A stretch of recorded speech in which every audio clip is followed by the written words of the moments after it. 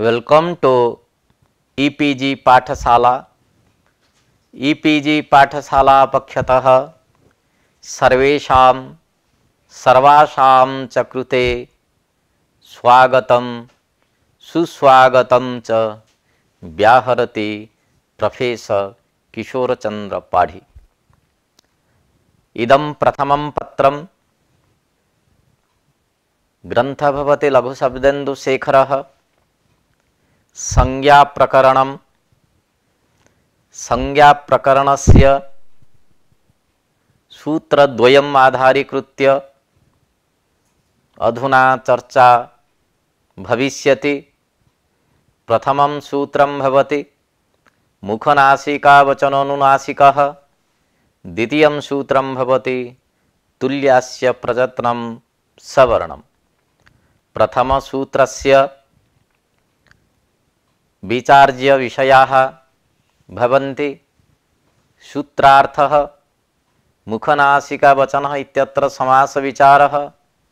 सूत्रे मुखग्रहणस्य प्रयोजनं, सूत्रे नासिकाग्रहणस्य प्रयोजनम्, अजवर्णानां भेदविचारः। द्वितीयसूत्रस्य मुख्याः अंशाः भवन्ति। सूत्रार्थः तुल्यस्य प्रयत्नम् इत्यत्र समास विचारः। यावत् भवास्य तुल्यत्वग्रहणे प्रमाणम्।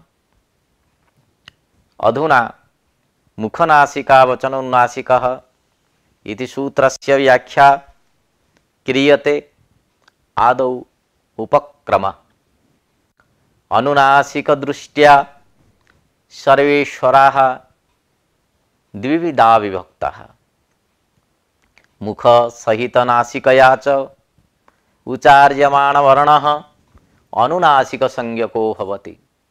एतद्भिन्नवर्णः अननुनासिको भवति। वैखरीवायोः क्षेत्रे मुखनासिकाविवरयोः सन्धिस्थले अधिज्वेहाः स्थानं युहुला इति उच्यते।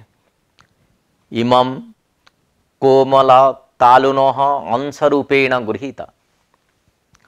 प्रकृत्या शिथिलावस्था इयं मुखविवरम् आच्छादयन्ती नासिकाविवरम् उन्मुक्तं विदधाति। तेन सर्वदा नासारन्ध्रमार्गेण निःश्वासप्रश्वासौ गतागतं कुरुतः।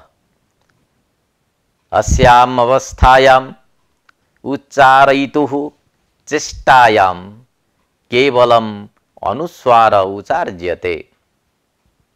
अर्धशिथिलावस्थायाम् अधिजिह्वायां यदा मुखविवरे नासिकाविवरे च वायुजुगपत्प्रवेशं लभते तदा अनुनासिकवर्णाः उत्पद्यन्ते। ते च नियमवर्णनामा य म ला अ इ उ इत्यादयश्च। विषयेऽस्मिन् दीक्षितेन शब्दकौस्तुभे मतत्रयम् उपन्यस्तं। कृच्छ्नो वर्णो मुखेन नासिकया च उच्चार्यते इति एकं मतम्। पूर्वभागो मुखेन परो नासिकया इति द्वितीयं मतम्। तद्वैपरीत्यात् तृतीयम्। अर्थात् पूर्वभागो नासिकया परोभागो मुखेन इति तृतीयं मतम्। द्वितीय तृतीययोः भागमात्रस्य नासिक्यत्वेपि तत् उपरागात् भागान्तरमपि तद्वत् अवभाषते। कयटेन अन्यदपि एकं मतम् उपस्थापितं।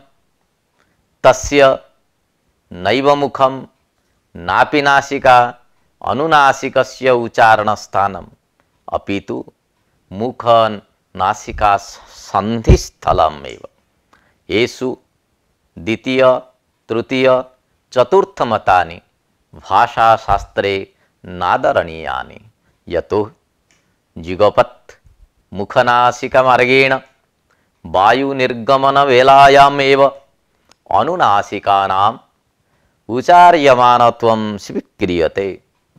अतएव प्रथममतं समीचीनं मे प्रतिभाति। ततः सूत्रार्थः उपस्थाप्यते। अत्र सूत्रे पदद्वयम् अस्ति। मुखनासिकावचनः प्रथमान्तं पदम्, अनुनासिकः प्रथमान्तं, खन्यते, अवदीर्यते, चर्व्यते, अन्नादिकम् अनेन इति मुखम्।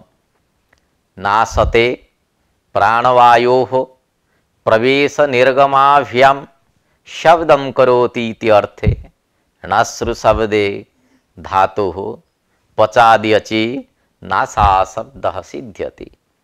संज्ञायां कन् प्रत्यये स्त्रीत्वे टाप् प्रत्यये नासिका इति रूपं निष्पन्नम्।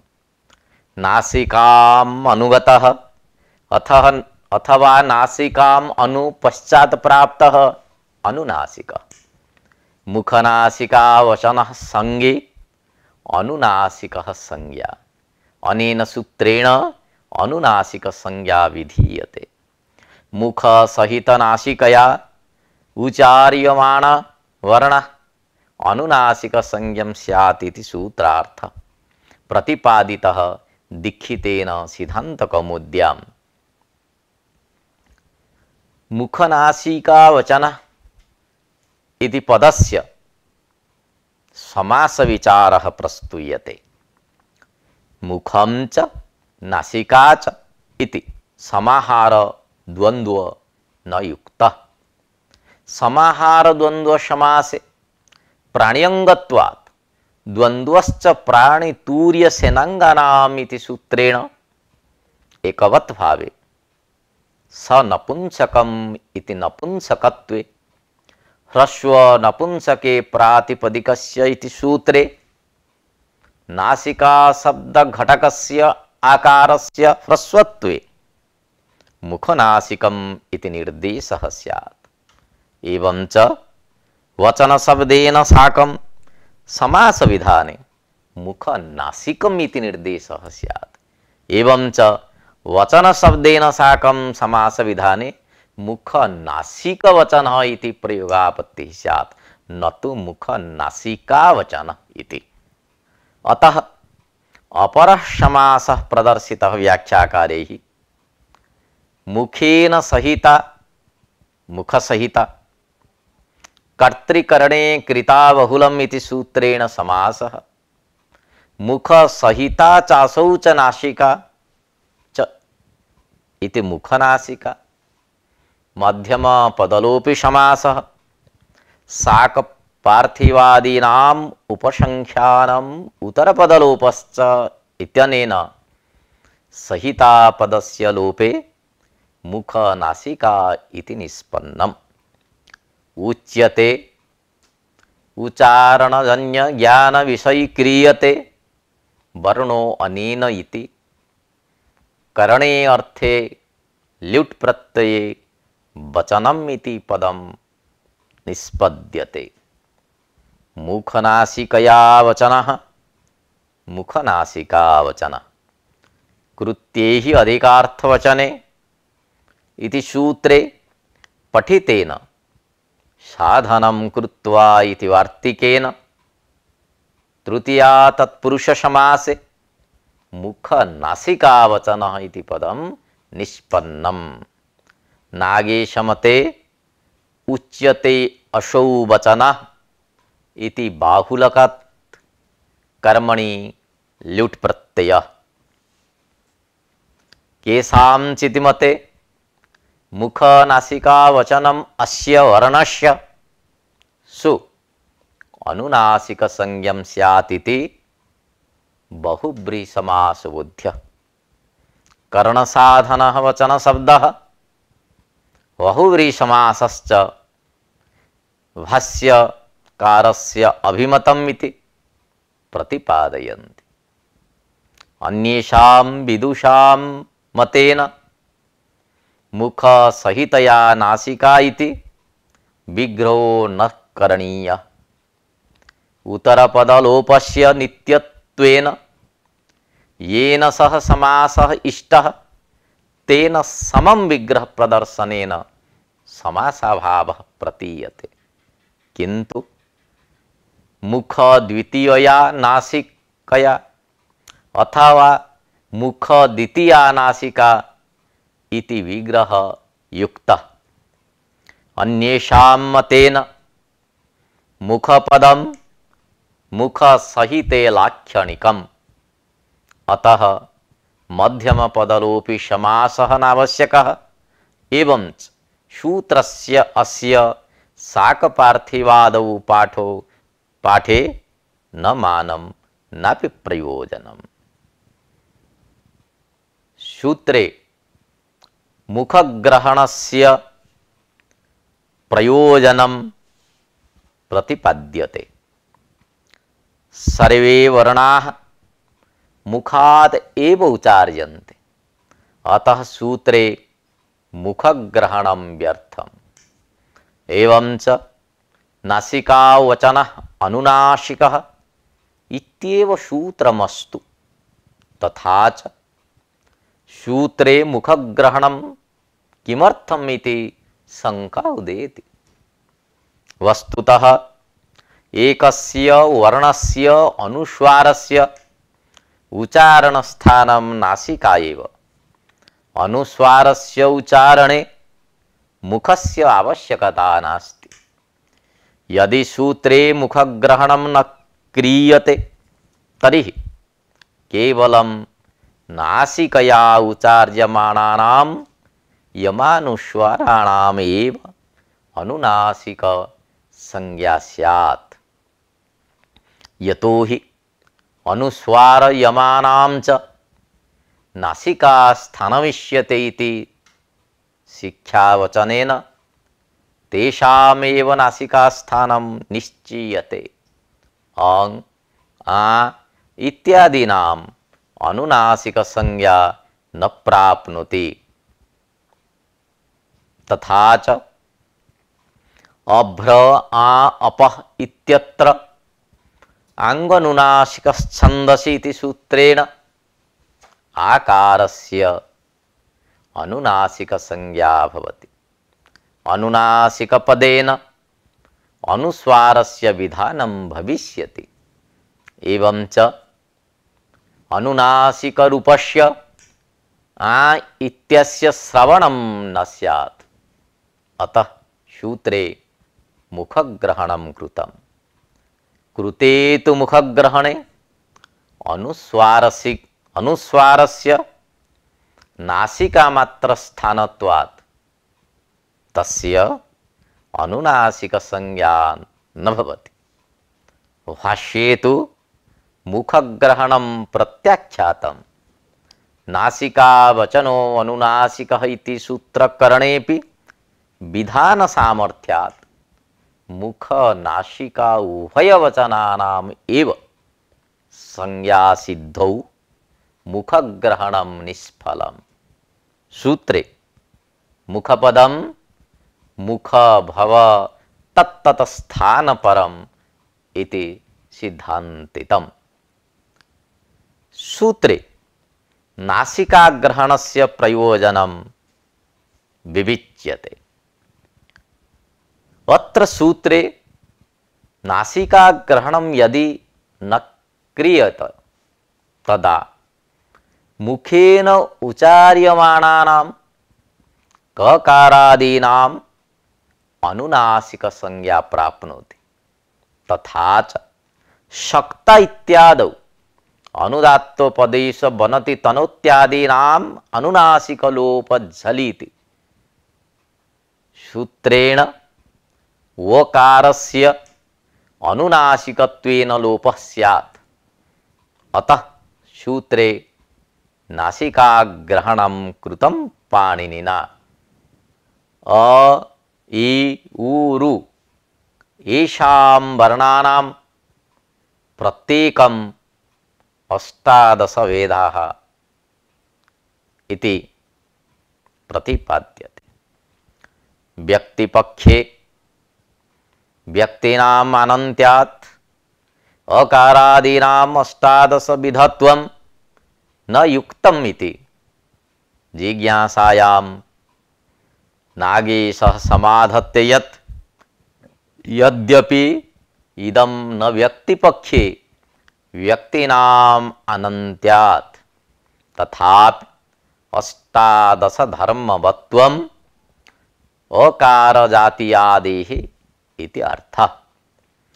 अत्वादि जातिवान अकारः अष्टादश धर्मवान इति अर्थे ग्रंथस्य तात्पर्यम्। तद्वृत्ति धर्माणां जाति रूपाणां अष्टादश विधत्वम् आदाय तथोक्ति। जाति पक्षेपि व्यक्ति पक्षे इव जातिभिः एव अष्टादश विधत्वं समुपपादनीयम्। अतः पक्षद्वयेपि समाधानं तुल्यम्। जाति पक्षे जातेः प्राधान्यात् प्राधान्येन व्यपदेशा भवन्ति इति नियमेन जाति निबंधनो अष्टादश भेदः स्वीकरणीयः।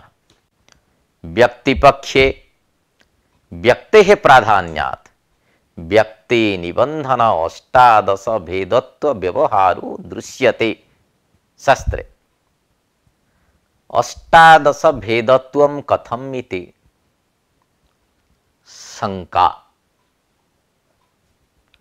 एवं अकारो अष्टादश विधः इत्यत्रापि स्वसमविव्याहृतं पदम् अकार पदम् तदर्थः अकारः तदर्थतावच्छेदकवकारत्वं तद्व्याप्यं परस्पर विरुद्धो यावान् धर्मः उदात्तत्वम् अनुदात्तत्वं स्वरितत्वं ह्रस्वत्वं दीर्घत्वं प्लुतत्वं अनुनासिकत्वं निरनुनासिकत्वं च इति अष्टसंख्याक एव।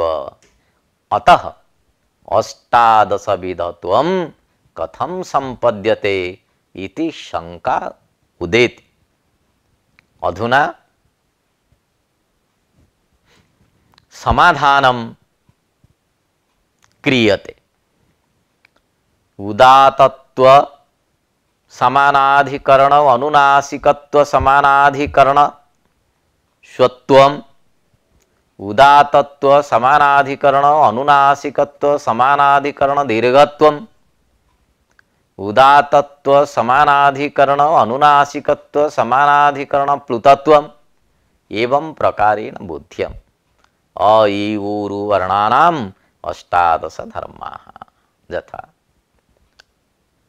ह्रस्व उदात्तत्वं ह्रस्व अनुदात्तत्वं ह्रस्व स्वरितत्वं दीर्घ उदात्तत्वं दीर्घ अनुदात्तत्वं दीर्घ स्वरितत्वं प्लुतो उदात्तत्वं प्लुतो अनुदात्तत्वं प्लुत स्वरितत्वम् इति नवभेदाः। प्रत्येकम् अनुनासिकत्व वैशिष्ट्येन नव अननुनासिक वैशिष्ट्येन च नव। एवं अष्टादश धर्माः अ इ उ रु वर्णानां सिद्धाः। लृवर्णस्य द्वादश भेदाः। लृवर्णस्य द्वादश भेदाः सन्ति। तस्य दीर्घाभावात् विवृतस्य लृकारस्य दीर्घ अभावात् अस्य षड्भेदाः न सन्ति। दीर्घस्य उदात्त अनुदात्त स्वरित घटिताः त्रयो भेदाः अनुनासिकत्व समानाधिकरणाः एवंच निरनुनासिकत्व समानाधिकरणाः उदात्तत्वादि भेदाः त्रयः इति एवं सम्मिल्य सन्नाम धर्माणाम् अभावात् लृकारस्य द्वादश भेदाः परिकल्पिताः। लृति लृवा इति वार्तिकेन विधीयमानः लृकारो दीर्घोऽपि भवति। तथा च कथम् अस्य दीर्घत्वं नास्ति इति आशंक्य नागेशेन उक्तम विवृतस्य ऋकारस्य दीर्घो नास्ति वार्तिक विधेयस्तु ईषत् स्पृष्टः ऋकारः अतः तस्य दीर्घस्यापि स्वीकारे न दोषः ऋकारस्य दीर्घाभावे तुल्यास्य सूत्रस्थं भाष्यमेव प्रमाणम् तथा हि लृति सवर्णे इत्यनेन लद्वय घटितस्य ईषत् स्पष्ट प्रयत्नकस्य लकारस्य दीर्घस्य सत्वेपि तद अभावपक्षे अकस्सवर्णे दीर्घ इति दीर्घे हुत्रिकारः इति दीर्घ ऋकार घटित प्रयोगः उदाहृतः यदि विवृतः ऋकारः स्यात् तदा तस्य उदाहरणं प्रदेय अनेन भाष्येण ऋकारस्य दीर्घाभावः प्रतीयते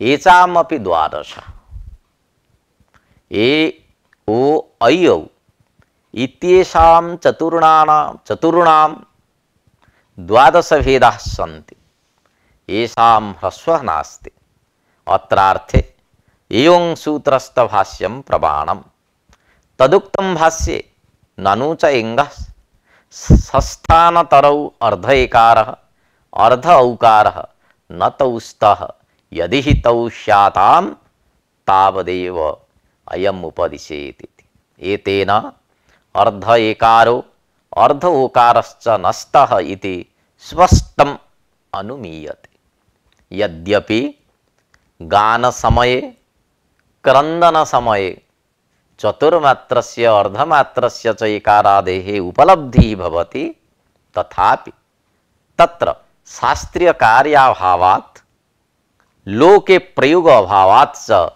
अत्र नोक्तम् अतएव अनुदात्ततरस्य निर्देशो न कृतः एकश्रुतेः सुरान्तत्वे उदात्तादि निर्देशः उपलक्षणम् अस्य सूत्रस्य व्याख्यानं सम्पन्नम् अधुना पाठ्यांशः उपस्थाप्यते मुख नासिका वचन अनुनासिकः इति संज्ञासूत्रम् अनेन सूत्रेण अनुनासिक संज्ञा विधीयते नागेशमते सूत्रेण उच्यते असौ इति वचनः बाहुलकात् कर्मणि लुट् प्रत्ययः केषांचित् मते उच्यते वर्णो अनेन इति वचनं करणे लुट् प्रत्ययः मुख सहिता नासिका मुखनासिका मुखनासिकया वचनः मुखनासिका वचनः इति आदौ मध्यमपदलोपि समासः ततः तृतीया तत्पुरुषः मुखं च नासिका च इति समाहारद्वन्द्वः न युक्तः अत्र पक्षे मुखनासिकम् इति स्यात् केषांचित् मते मुखनासिका वचनस्य वर्णस्य सः इति बहुव्रीहि समासः अन्येषां मते मुखपदं मुखसहिते लक्षणम् अतः मध्यमपदलोपः नावश्यकः सूत्रे मुखग्रहणात् अनुस्वारस्य अनुनासिक संज्ञा न भवति सूत्रे नासिकापद उपादानात् ककारादीनाम् अनुनासिक संज्ञा न भवति अ इ उ रू इति एतेषां चतुर्णां वर्णानाम् अष्टादश धर्माः सन्ति विवृत प्रयत्नकस्य ऋवर्णस्य ह्रस्वाभावात् द्वादश भेदाः सन्ति एषां ए ओ ऐ औ इत्येषां ह्रस्वाभावात् द्वादश भेदाः सन्ति अर्धैकारस्य अर्धौकारस्य च शास्त्रे लोके च प्रयोगो न दृश्यते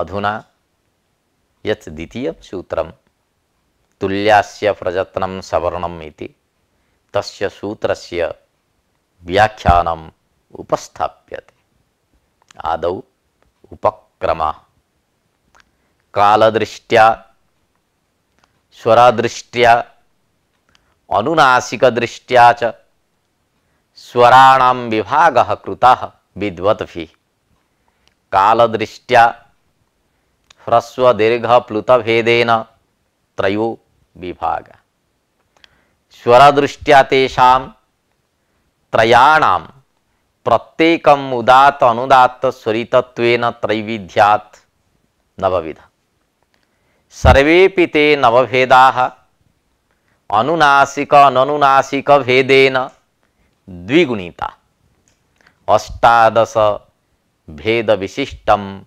विदधाति तथा च सिद्धांत कौमुद्याम् अ इ उ ऋ एषां वर्णानां प्रत्येकम् अष्टादश भेदाः इति प्रतिपादितम् वर्णानां सावर्ण्यबोधनाय पाणिनिना तुल्यस्य प्रयत्नं सवर्णम् इति सवर्णसंज्ञा विधायकं सूत्रं प्रणीतम् उच्चारणस्थानम् आभ्यन्तरप्रयत्नश्च ययोः समानं तौ सवर्णौ भवतः यस्मात् स्थानात् वर्णम् उच्चार्यते तद उच्चारणस्थानम् उच्यते प्लेस ऑफ आर्टिकुलेशन चारायणीय शिक्षायां स्थानं दशविधं प्रोक्तं यथा उरः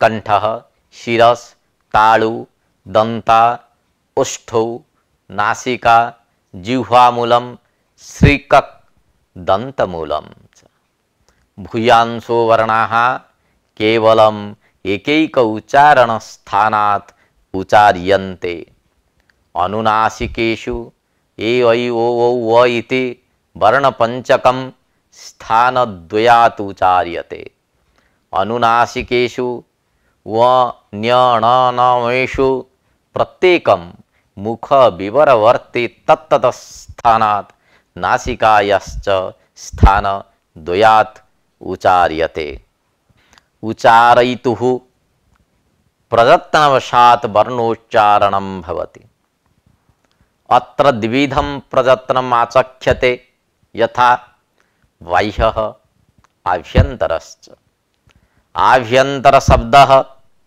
अस्याभ्यन्तरवाचकः मुख विवराभ्यन्तरं बोधयति तस्य अवधिः ओष्ठात् प्रवृत्ति प्रक् काकलकात् उच्चारणार्थं जिह्वादिकेन मुखविवरे यः प्रयत्नः क्रियते स आभ्यन्तर प्रयत्नः इट्रावुकाल एफर्ट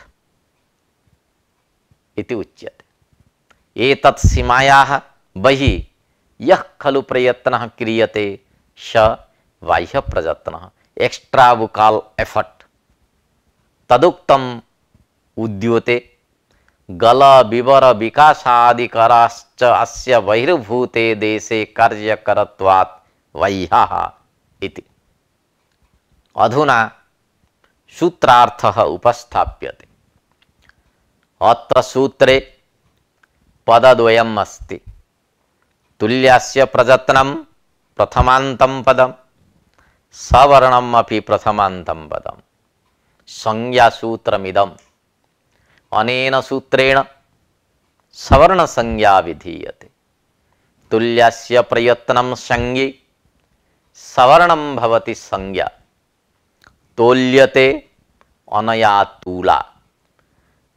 तोलयति अनेन इति तूला वा तूला सादृश्यमानयोः इति कोशवचनात् सादृश्यार्थे तोलनार्थे च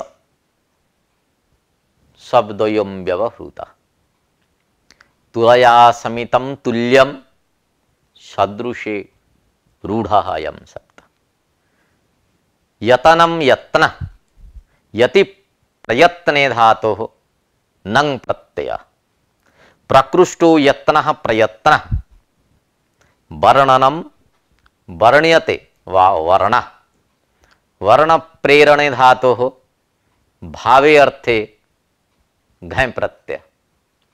वर्णो द्विजादौ शुक्लादौ स्तुतौ तु चाक्षरे कोशवचनम् वर्ण्येत स्थान प्रजत्नादिना समानं सवर्णम् इति। तुल्यास्य प्रजत्नं तल्वादि उच्चारण स्थानम। तल्वादि स्थानम आभ्यन्तरश्च इति एतद्द्वयं यस्य येन तुल्यं तन्मिथः सवर्ण संज्ञां स्यात् इति सूत्रार्थ प्रदर्शितः लिखितेन सिद्धान्तकौमुद्याम्। तुल्यस्य प्रयत्नमित्यस्य समासः प्रदर्श्यते अधुना। तुल्यं च तुल्यश्च तुल्यं च अस्यं तुल्यश्च प्रयत्नः इति विग्रहे पुल्लिङ्गस्य तुल्य शब्दस्य एकशेषे तुल्यः इति। अस्यं च प्रयत्नश्च इति अस्य प्रयत्नौ अत्र द्वन्द्व समासः। तुल्यौ समानौ अस्य प्रयत्नौ यस्य तत् तुल्यस्य प्रयत्नं समानाधिकरणो बहुब्रीहि। तुल्यं च तुल्यश्च इति एकशेषे नपुंसकम् अनपुंसकेन इति सूत्रेण समासे नपुंसकस्य शेषः स्यात्। अतः तुल्यौ इति पुल्लिङ्ग प्रयोग न युक्तः इति शंका जागर्ते। तुल्ये अस्य प्रयत्नौ यस्य इति विग्रह स्यात्। वस्तुतः यत्र प्रवृत्ति निमित्तं नाना तत्रैव एकशेषः स्वीक्रियते। अत्र तु एकस्य एव तुल्यस्य प्रवृत्ति निमित्तत्वेन एकशेषो न भवति। अर्थतन्त्रेण एकेन तुल्य शब्देन उभयोः तुल्योः बुद्ध्या सकृत उच्चारितत्वे सति अनेकार्थ प्रत्ययायकत्वं तन्त्रत्वं तथा च अनेक शब्दस्य प्रयोगः न प्राप्नोति। कथम एकशेषः इति पुनरपि शंकायाति। प्रत्यर्थं शब्दाभिनिवेशः इति भाष्ये अर्थ शब्दः प्रवृत्ति निमित्तपरः तथा च प्रवृत्ति निमित्त भेदे एव अनेक शब्दस्य प्रयोगः भाष्यकारस्य इष्टः। अत्र तु अनेक शब्दस्य प्रयोग एव नास्ति। अधुना अस्य शब्दार्थः विविच्यते। आस्यन्दते अम्लादिना स्रवति, आस्यद्यते अन्नादिना द्रवीक्रियते, अश्यन्ति प्रकाशन्ते वर्णाः अनेन वा इति अर्थे आस्यम् इति रूपं निष्पन्नम्। आस्यम् नाम मुखम्। तदुक्तं भाष्ये अश्यन्ति अनेन वर्णानि इति आस्यम्। अत्र सूत्रे आस्य शब्द न मुखवाची। मुखवाचकस्य ग्रहणे आस्य ग्रहणं व्यर्थं स्यात्। यतोहि सर्वेषां वर्णानां मुखस्थानकत्वेन अव्यावर्तकत्वं स्यात्। अर्थात् सर्वे वर्णाः मुखात् एव उच्चार्यन्ते। अतः आस्ये भवम् इति विग्रहे शरीर अवयवात् जत् इति सूत्रेण यत् प्रत्यय हलो यमाम यमिलोपः इति सूत्रेण यकारस्य लोपे आस्यम् इति पदं निष्पन्नम्। अयं यत् प्रत्ययान्तः आस्य शब्दः कंठ तल्वादि स्थानवाची। आस्य शब्दस्य स्थानवाचित्वे प्रमाणम् उपस्थाप्यते। सूत्रे आस्य पद उपादानम् एव स्थानवाचित्य प्रमाणम व्याख्यानातेव अवगंतव्यम इति नागेशेन प्रोक्तम। यदि आस्यपदेन मुखरूपार्थः स्वीक्रियते तर्हि सर्वेषां वर्णानाम् उच्चारणे मुखसाहाय्यस्य तुल्यतया आस्यपद उपादानं व्यर्थं स्यात्। वर्णोपयोगित्वात् आस्य भवञ्च कंठदिस्थानमेव, परन्तु वायुसंयोगादिः न गृह्यते। यदि अस्य पदेन वायुसंयोगादीनां ग्रहणं भवति तथा आस्य भवत्वेन प्रयत्नस्यापि ग्रहणं संभवति। तथा च प्रयत्नशब्दस्य पृथक् उपादानं व्यर्थं स्यात्। अतः आस्य पदेन कंठतल्वादि उच्चारणस्थानं स्वीक्रियते। प्रयत्न शब्दे प्र उपसर्ग उपादानस्य फलं विविच्यते। प्रकृष्टः यत्नः प्रयत्नः, यत्ने प्रकर्षबोधनाय प्रशब्दः उपादीयते। प्रकृष्टत्वं वर्णोत्पत्तिः व्यवहित प्रगभावित्वम्, अर्थात वर्ण उत्पत्तेः व्यवधानरहित पूर्वकाले स्थितिशीलत्वम्। एतादृशः प्रकर्षः आभ्यन्तरे प्रयत्ने एव वर्तते। अतः प्रयत्नपदेन आभ्यंतर प्रयत्नः गृह्यते, न तु बाह्य प्रयत्नः। तुल्यौ आस्य प्रयत्नौ यस्य तुल्यस्य प्रयत्नम् इति समासः प्रदर्शितः। अत्र विग्रहवाक्ये यस्य यत्यत्र या षष्ठी विभक्ति तस्याः अर्थात षष्ट्यर्थः कः इति विचार्यते। अर्थात तुल्यौ अस्य प्रयत्नौ यस्य इत्यत्र षष्ट्यर्थ विचारः करिष्यते। तुल्यौ अस्य प्रयत्नौ यस्य इत्यत्र यस्य इति षष्ठी विभक्तेः को अर्थः इति जिज्ञासायाम् जनकत्वं षष्ट्यर्थः इति नागेशेन समाहितम्। अर्थात यस्य जनकौ आस्य प्रयत्नौ तुल्यौ इत्यर्थः, परंतु जनकत्वार्थ स्वीकारे शब्दानाम् अनित्यत्वम् आपद्येत, परंतु नित्यत्वपक्षे व्यंजकत्वं षष्ट्यर्थः इति स्वीकरणीयः। तुल्यौ व्यंजकतावन्तौ अस्य प्रयत्नौ इति विग्रह। अधुना तुल्यत्वं निरूप्यते।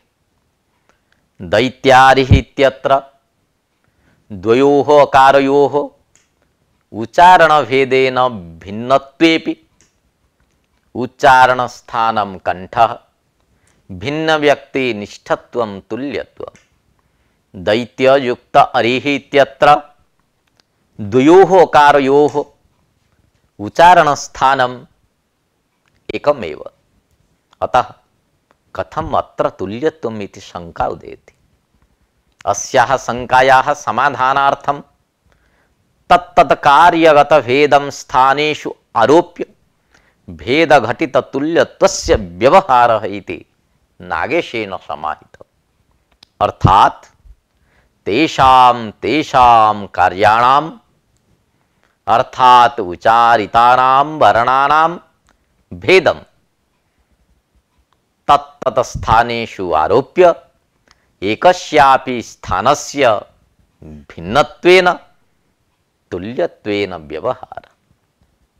वस्तुतः सादृश्यम भेद एव न भवति अपितु अभिन्नत्वेपि भवति इति भाष्ये प्रतिपादितम्। अतः अभिन्नेपि तुल्यत्व व्यवहारो युक्तः इति नागेशेन प्रतिपादितम्। उदात्त अनुदात्तयोः सावर्ण्यं नास्ति इति शंका।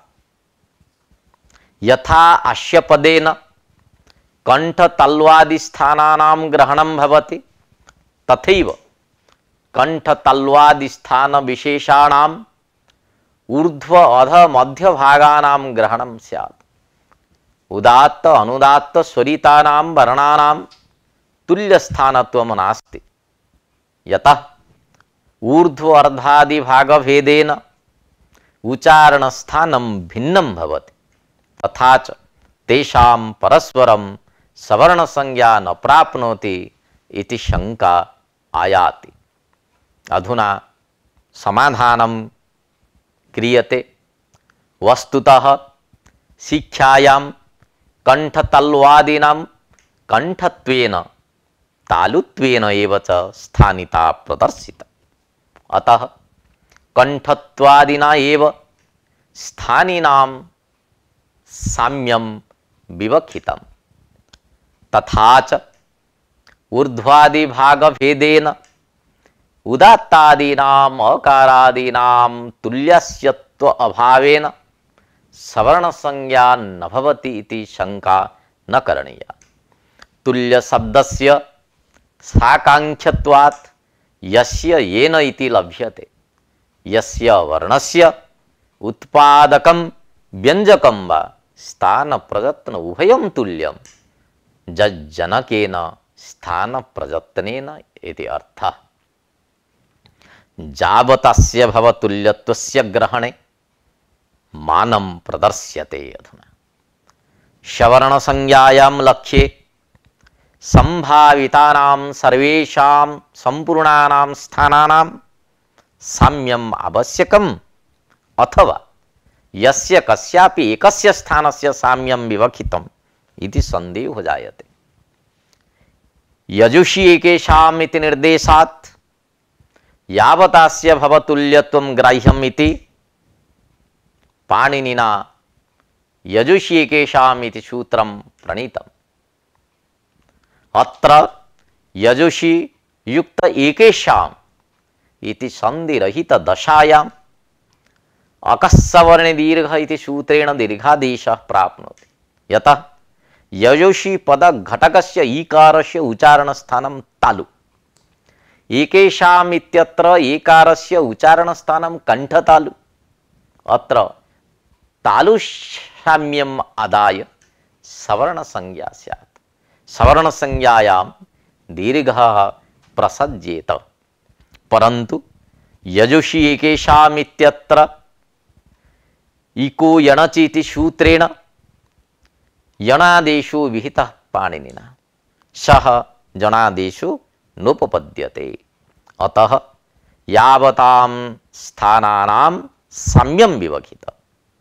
तथा च एकारस्य कंठस्थानम् अधिकम् इति हेतोः एकारेण साकम् इकारस्य सवर्ण संज्ञा न प्राप्नोति। यावत् स्थान साम्य अभावात् सवर्ण संज्ञायाः अभावे दीर्घस्य प्रसक्तिरेव नास्ति। अत्रार्थे भाष्य प्रमाणम् उपस्थाप्यते।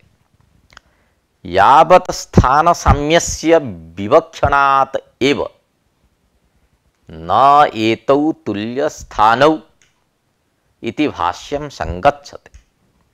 तत्र हि भाष्ये एकार ऐकारयोः ओकार औकाराभ्यां सवर्ण संज्ञाम् आशंक्य न एतौ तुल्य स्थानौ इति समाहितम्।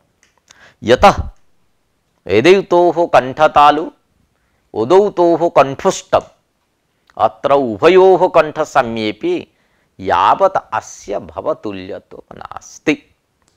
एवं च बलयोः सवर्ण संज्ञा न भवति। ओकारस्य उच्चारण स्थानं दन्तोष्ठं लकारस्य उच्चारण स्थानं दन्तः।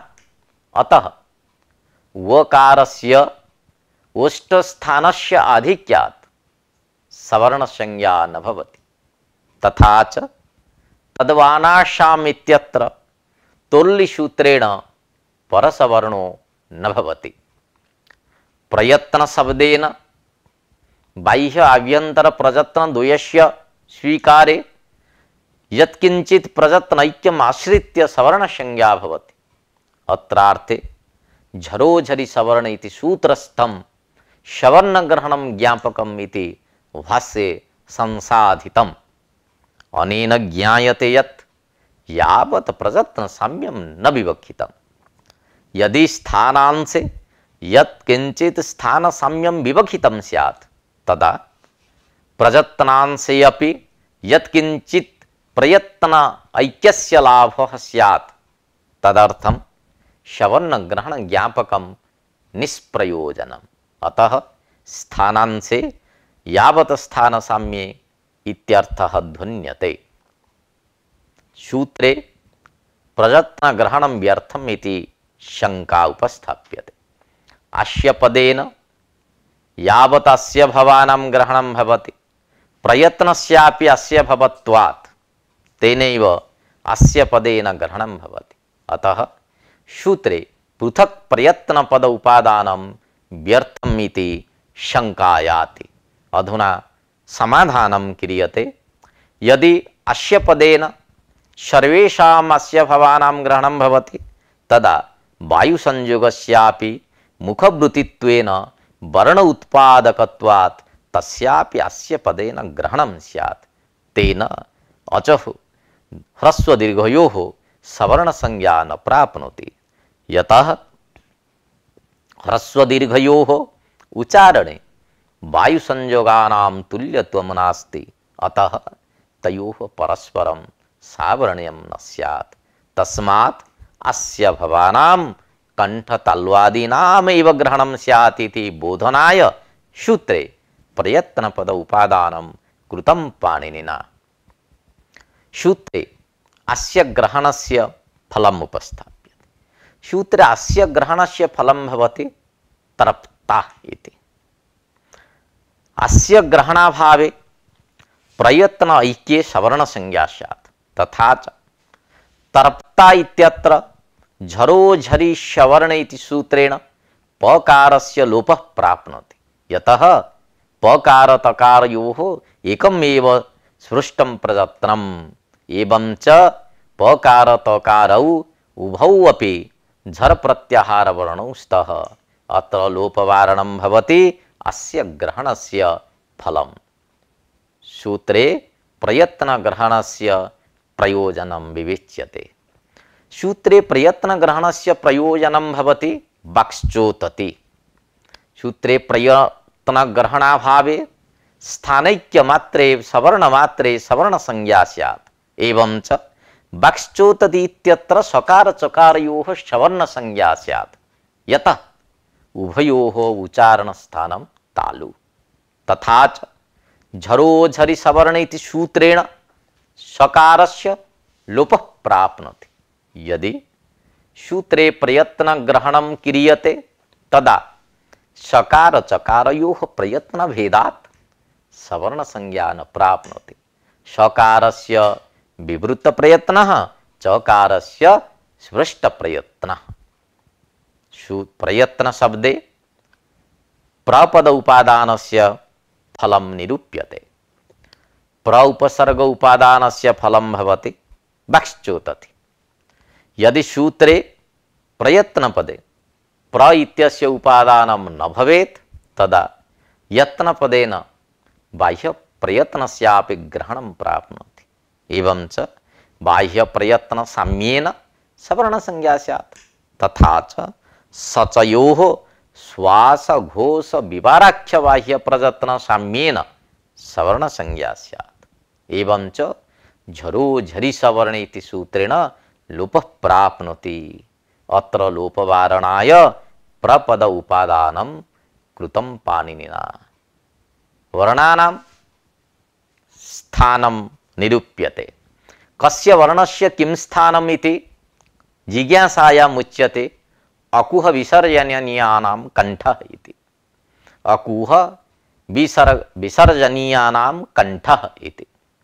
यद्यपि सर्वेषां वर्णानाम् उच्चारणेन कंठ व्यापारः आवश्यकः, अतः सर्वेषां वर्णानां कंठस्थानं प्राप्तं, तथापि अकुवादिभ्यः अतिरिक्तानां वर्णानाम् उच्चारणेन ताल्वादि व्यापारोऽपि अपेक्ष्यते, किन्तु अकुहादीनाम् उच्चारणे ताल्वादि व्यापारो न अपेक्ष्यते, अतः अकारादीनामेव कंठस्थानिता उक्ता।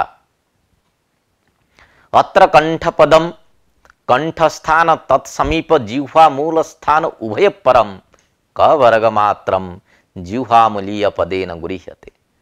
रूढ़िर्योगम अपहरति इति न्यायेन जिह्वामूलीय पदम वर्ण विशेषे रूढ़म, किंतु जिह्वामूले भवम इति एवं यौगिकम। जिह्वामूलीयस्य वर्ण विशेषस्य एव अयोगवाह मध्ये पाठः कर्तव्यः। एवं प्रकारेण व्याख्यानं समाप्तम्। अधुना पाठ्यांशः उपस्थाप्यते। तुल्यस्य प्रयत्नं सवर्णमिति संज्ञासूत्रम्। तुल्यस्य सूत्रेण सवर्णसंज्ञा विधीयते। अत्र सूत्रे आस्य शब्दो न मुखवाची। आस्ये भवम् आस्यम् इति विग्रहे यत् प्रत्यये निष्पन्नयोम् आस्य शब्दः उच्चारणस्थानवाची। आस्यं च प्रयत्नश्च अस्य प्रयत्नौ तुल्यौ अस्य प्रयत्नौ यस्य तत् तुल्यस्य प्रयत्नं द्वन्द्वगर्भ बहुव्रीहि प्रकृष्टः यत्नः प्रयत्नः प्रयत्न शब्देन आभ्यन्तरस्य ग्रहणं तुल्यौ अस्य प्रयत्नौ यस्य इत्यत्र यस्य इति जनकत्वं षष्ट्यर्थः। शब्दस्य नित्यत्वपक्षे व्यञ्जकत्वं षष्ट्यर्थः। सादृश्यं भेद एव न भवति, अभिन्नत्वेपि सादृश्य व्यवहार इति भाष्य सम्मतम्। अत्र अस्य पदेन यावत् अस्य भवतुल्यत्वं स्वीकृतम्। अत्रार्थे यजुषि एकेषाम् इति सूत्रे यणादेश निर्देशः ज्ञापकम्। अत्र अस्य पदेन कंठ तल्वादीनाम् एव ग्रहणं भवति, न तु वायु संयोगादीनाम् इति शम्।